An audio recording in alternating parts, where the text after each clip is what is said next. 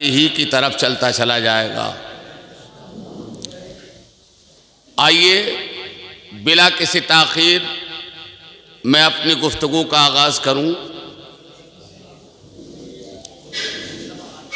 निहायत ही अदब और एहतराम के साथ सारा मजमा अपने नबी की बारगाह में हदिया दुरूद व सलाम पेश कर ले। अल्लाहुम्मा सल्ली अला सय्यदिना मौलाना मुहम्मदिन व अला आलि सय्यदिना व मौलाना मुहम्मदिन व बारिक वसल्लिम सलातन व सलामन अलैका या रसूल अल्लाह। अच्छा ये बताइए, मेरी आवाज़ आप तक साफ आ रही है?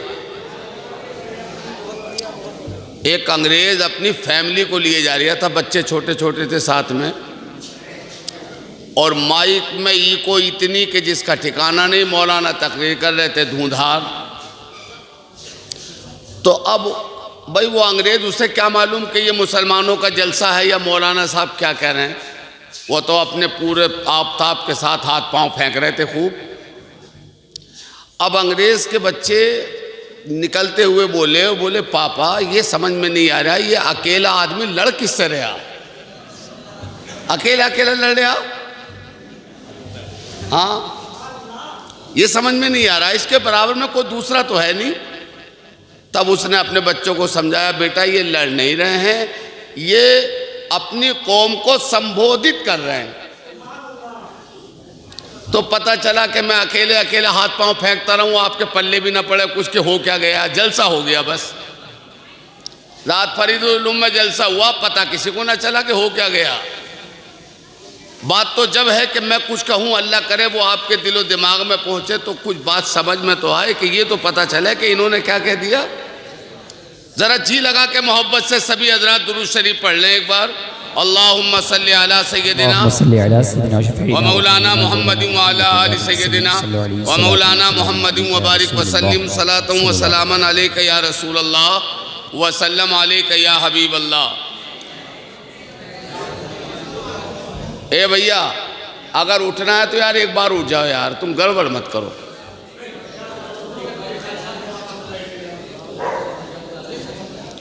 खुदाए बरतरो बाला हमें पता क्या है, खुदाए बरतरो बाला हमें पता क्या है, तेरे हबीब मुकर्रम का मर्तबा क्या है। खुदाए बरतरो बाला हमें पता क्या है, तेरे हबीब मुकर्रम का मर्तबा क्या है। जो मेरी जान से ज़्यादा करीब हैं मुझसे, जो मेरी जान से ज़्यादा करीब हैं मुझसे, मैं उनको ढूंढ रहा हूं, मुझे हुआ क्या है। जो मेरी जान से ज़्यादा करीब है मुझसे, मैं उनको ढूंढ रहा हूं, मुझे हुआ क्या है। और जबीने हजरते जिब्रील पर कफ़े पा है, जबीने हजरते जिब्रील पर कफ़े पा है इब्तदा का ये आलम तो इंतहा क्या है इब्तदा का ये आलम तो इंतहा क्या है। खुदाए बरतरो बाला हमें पता क्या है, तेरे हबीब मुकर्रम का मर्तबा क्या है। और बशर के भेष में लाकल बशर की शान रही, बशर के भेष में लाकल बशर की शान रही। ये मौजज़ा जो नहीं है तो मौजज़ा क्या है, ये मौजज़ा जो नहीं है तो मौजज़ा क्या है। करम सब पर है, कोई हो कहीं हो, करम सब पर है, कोई हो कहीं हो। तुम ऐसे रहमतल लिल आलमी हो, और शरीके ऐशो इशरत सब है, लेकिन आका मुसीबत काटने वाले तुम ही हो, मुसीबत काटने वाले तुम ही हो। और वो हर आलम की रहमत हैं, किसी आलम में रह जाते, वो हर आलम की रहमत हैं, किसी आलम में रह जाते। ये उनकी मेहरबानी थी कि ये आलम पसंद आया, ये उनकी मेहरबानी थी कि ये आलम पसंद आया। बल्कि वो हर आलम की रहमत हैं, वो हर आलम में रहते हैं, वो हर आलम की रहमत हैं, वो हर आलम में रहते हैं। बफ़ैज़े रहमतल लिल आलमी, रहमत ही रहमत हैं, बफ़ैज़े रहमतल लिल आलमी, रहमत ही रहमत हैं। मेरा रब कुरान मुक़द्दस में फरमाता है वमा अरसलनाका इल्ला रहमतल लिल आलमीन, ऐ रसूल गिरामी वक़ार सल्लल्लाहु अलैहि वसल्लम, हमने आपको अक़वाम आलम के लिए रहमत बना के भेजा है। अगर मेरी बात समझ में आए तो असल में आप जानते हैं कि तकरीर हमसे भी जब तक नहीं होती जब तक कि आप कुछ हुँ हाँ ना करें। बात समझ में आए तो थोड़ा मुझे जवाब मिले तब मैं जल्दी जल्दी इंशाअल्लाह आगे बढ़ूं, बिला किसी ताख़ीर के। आप मुझे सुनते रहते हैं, गांव के मामला है, लेकिन हमें बाहर वालों को सुनना है। लेकिन ये हमारे कारी इरशाद साहब ने कहा कि आपको रहना है। बहरहाल मैं फ़ौरन आया और जैसे ही आया बस बैग रख के घर में मदरसे को आ गया, कहीं ताख़ीर ना हो जाए। बहरहाल आपसे थोड़ी सी तवज्जो दरकार है। बात समझ में आए तो मेरी बात का जवाब दीजिएगा। अल्लाह ने कुरान में फरमाया हमने आपको सारे आलम के लिए रहमत बनाया। हमारे नबी सिर्फ मक्के वालों के लिए ही रहमत नहीं है, सिर्फ मदीने वालों के लिए ही रहमत नहीं है, वो सिर्फ अरब वालों ही के लिए रहमत नहीं है, अजम वालों के लिए भी रहमत है। वो सिर्फ अपने चाहने वालों के लिए ही रहमत नहीं है, गालियां देने वालों के लिए भी रहमत है। वो सिर्फ ईमान वालों के लिए ही रहमत नहीं है, वो काफिरों के लिए भी रहमत है। वो सिर्फ इंसानों के लिए रहमत नहीं है, वो जिन्नात के लिए भी रहमत है। वो सिर्फ जिन्नात ही के लिए रहमत नहीं है, अरे वो नबातात के लिए भी रहमत, हैवानात के लिए भी रहमत, जमादात के लिए भी रहमत। बल्कि यूँ समझो कि जहाँ जहाँ खुदा की खुदाई है वहाँ वहाँ उनकी मुस्तफ़ाई है। बेशक बेशक, सुभान अल्लाह, सुभान अल्लाह। वो हर आलम की रहमत है। किसी आलम में रह जाते ये उनकी मेहरबानी थी कि ये आलम पसंद आया। एक मिसाल के ज़रिए से मैं आपके जहनों को ज़रा सा करीब करूं। अगर कोई आदमी बीड़ी पी रहा हो और अगर बीड़ी की वो चिंगारी उसके दामन पे गिर जाए, दामन जले, तो उस आग को बुझाने के लिए क्या पानी का इस्तेमाल करना होता है? अब आप ऐसे चुप बैठ गए, या तो मेरी आवाज़ नहीं आ रही या फिर आप जवाब देना नहीं चाह रहे। बात तो समझ में आ गई ना जो मैंने कहा?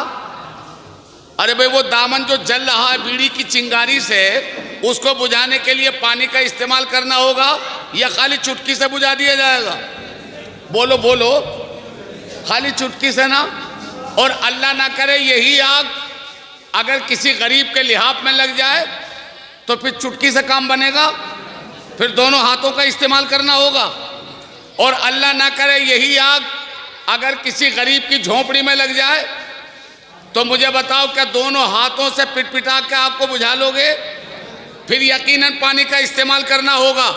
और यही आग अल्लाह ना करे किसी अमीर की बिल्डिंग में लग जाए तो क्या बाल्टियों के जरिए से पानी डाल के आग को बुझाया जा सकता है?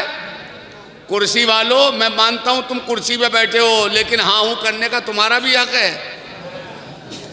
कुर्सी बड़ी अजीज होती है, कुर्सियों के लिए जान दे रहे हैं लोग, और ऐसे जम के बैठे हैं कुर्सी पे विराजमान है कि साहब जैसे कुर्सी कभी मिलेगी नहीं। कुर्सी पे बैठो, लेकिन बात मेरी सुनो, जवाब दो। मैं आपके जहनों को करीब करने के लिए, ताकि मेरी अगली बात आसानी से आप समझ जाएं। अगर किसी अमीर की बिल्डिंग में ये आग लग जाए, बाल्टियों के जरिए से पानी डाल के आग पर कंट्रोल हो जाएगा। फिर मशीनों का इस्तेमाल करना होगा, मशीनें लाना होंगी, तब मशीन के जरिए से पानी डाल के आग पर कंट्रोल किया जा सकता है। क्या समझे आप? जैसी आग होगी उसको बुझाने के लिए वैसी ही पावर का भी इस्तेमाल करना होगा। अगर आग छोटी लगी है जरा सी चुटकी से बुझा दो, जरा सी और बड़ी है दोनों हाथों से बुझा दो, और जरा सी बढ़ गई है तो बाल्टियों के जरिए से पानी डाल के बुझा दो। जब सब में फैल गई है तो फिर मशीनों के जरिए से आग पर कंट्रोल किया जाए। बात समझ में आ गई कि जैसी आग होगी उसको बुझाने के लिए इतनी ही बड़ी पावर का इस्तेमाल भी करना होगा। अब मेरी गुफ्तगू सुनिएगा। मक्के में भी गुमराहियत की आग लग रही थी, मदीने में भी गुमराहियत की आग लग रही थी। जब एक कौम में गुमराही फैलती थी तो अल्लाह उसी कौम के लिए नबी भेज देता था।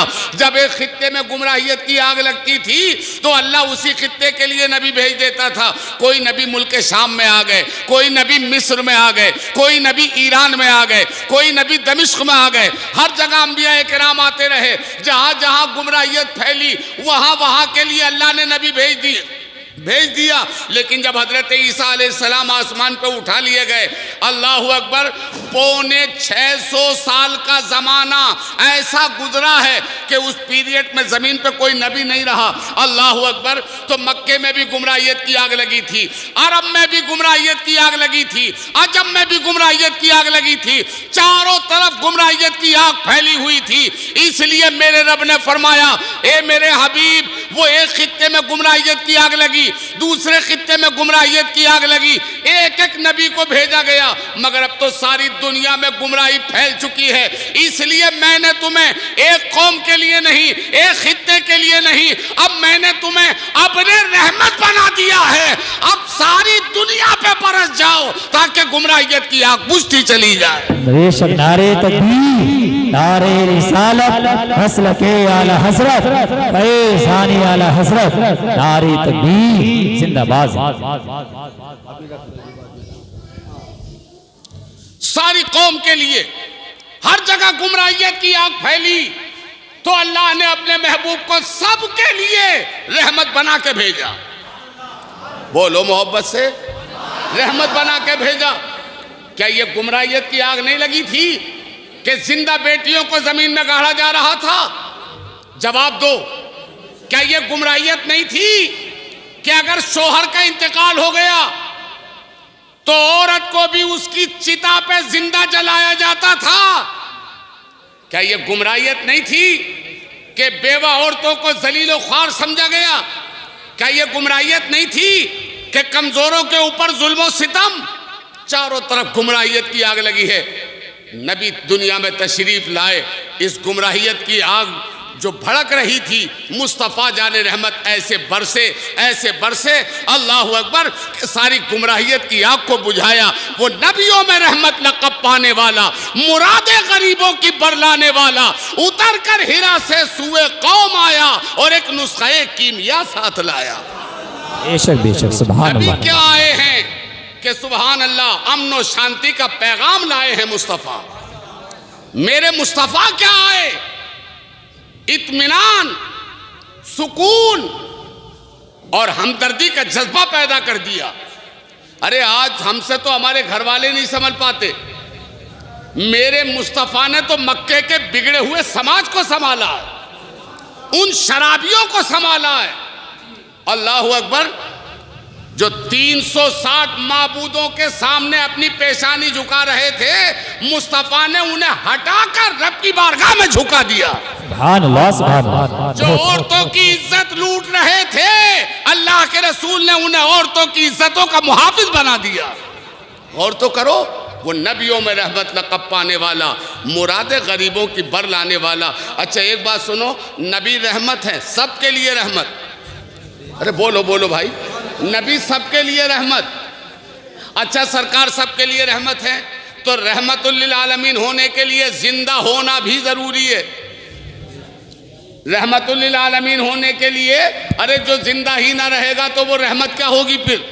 जी जी। रहमतुल लिल आलमीन होने के लिए जिंदा होना भी जरूरी है, हाजिर होना भी जरूरी है, नाजिर होना भी जरूरी है, शाहिद होना भी जरूरी है। सारी खूबियां हो जो रहमत बन के आया हो, और नबी में सारी खूबियां हैं। अच्छा खाली यही काफी नहीं है, बल्कि जो रहमतुल लिल आलमीन हो उनके लिए इख्तियार वाला होना भी जरूरी है। अगर इख्तियार ना होगा तो वो रहमतुल लिल आलमीन ही क्या है? अच्छा एक बात और बताऊं, इससे और आगे बढ़ के सुनो, सिर्फ इख्तियार वाला ही नहीं बल्कि हर एक की भाषा समझना भी जरूरी है। अगर वो भाषा ना समझेंगे तो फिर रहमतुल लिल आलमीन कैसे?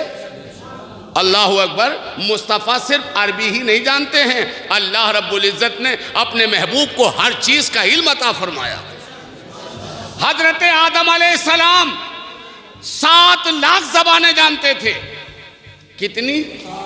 आज अगर 2-4 जुमले कोई इंग्लिश के बोल देता है, लोग कहते हैं अरे बड़ा काबिल आदमी है यार, बहुत काबिल आदमी, इंग्लिश बोलता है फर। हजरत आदम अलैहिस्सलाम को देखो, 7 लाख ज़बानें जानते थे। अल्लाह अकबर, मैं तो कहता हूँ जब हजरत आदम 7 लाख ज़बानों का इल्म रखते थे तो हजरत आदम भी ना होते अगर मुस्तफ़ा ना होते। तो जब हजरत आदम 7 लाख ज़बानें जानते थे, तो जिनके सदक़े में आदम को पैदा किया वो मुस्तफ़ा कितनी ज़बानें जानते होंगे, अल्लाह ने अपने महबूब को कितना इल्म दिया होगा। और रहमान अल्लमल कुरान, रहमान ने महबूब को कुरान सिखा दिया है। आज अगर किसी को बहुत बड़ा आलिम दीन, अगर किसी को आला हजरत पढ़ा दें तो पढ़ने वाले के इल्म का अंदाज़ा नहीं लगा पाएगा कोई भी कि पढ़ने वाले के पास इल्म कितना है। सुभान अल्लाह। बोलो भाई। और किसी को अगर ख्वाजा गरीब नवाज पढ़ा दें, अरे बाप रे बाप, वो तो अपने वक्त का कुतुबुल अख्ताब होगा, उनके इल्म का कौन अंदाज़ा लगाए। और सुभान अल्लाह, अगर किसी को गौसे आजम पढ़ा दें, अरे यार बोलो ना मोहब्बत से, अगर मेरे गौसे पाक पढ़ा दें तो उस पढ़ने वाले के इल्म का अंदाज़ा लगा पाओगे। और अगर नसीब से किसी को हजरत मौला अली पढ़ा दें, सुभान अल्लाह, उसके इल्म का अंदाज़ा नहीं लगेगा। अगर किसी को हजरत सिद्दीक़ अकबर पढ़ा दें तो पता नहीं लगेगा कि इनके इल्म की गहराई